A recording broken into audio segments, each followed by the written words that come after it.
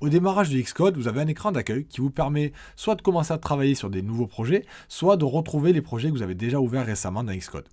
Nous, on va commencer avec cette fonctionnalité qu'on appelle un playground. Un playground, c'est un projet un peu particulier, mais qui est absolument génial pour apprendre. Donc je vais cliquer ici. Il me demande quel type de projet je veux créer. Je veux créer un projet vide, blanc. Suivant. On choisit l'endroit où on doit enregistrer le fichier, bien entendu. Et il ouvre automatiquement un nouveau fichier avec déjà du code rempli pour nous à l'intérieur. Ce que je vais faire déjà, c'est agrandir cet écran pour qu'on ait plus de place. Et on va effacer tout le code qui a été rentré par défaut pour commencer vraiment avec une page blanche. Et on va pouvoir entrer notre propre code.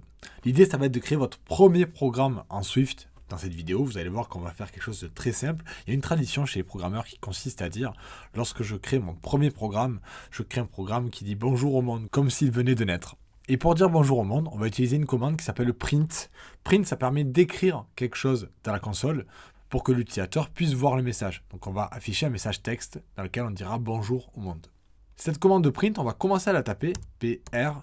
Et ensuite, vous voyez ce que fait Xcode, dès que je commence à taper, il me propose la fin de la phrase. C'est là que c'est intéressant d'avoir un IDE et un éditeur de texte un peu plus évolué que le bloc-notes, puisque lorsque vous avez des outils spécifiques pour le développement, ils vont pouvoir essayer de deviner ce que vous voulez faire et compléter automatiquement votre texte.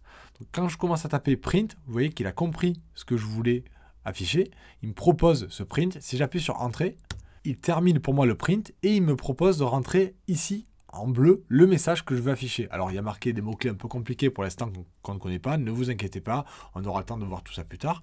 On va juste mettre un message à afficher pour dire bonjour.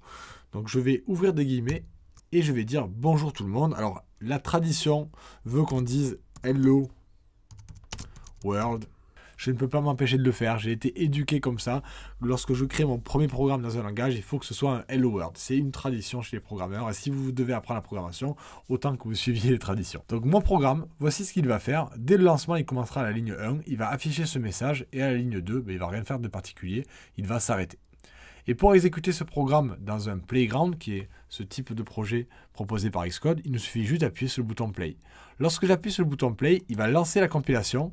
Et une fois qu'il aura lancé la compilation, il va l'exécuter et on voit le message. Alors on le voit à deux endroits différents, on le voit ici et là. C'est une des caractéristiques des playgrounds. Pour l'instant, on ne va pas trop s'en préoccuper. On va juste célébrer ce moment parce qu'on a terminé notre premier programme en Swift.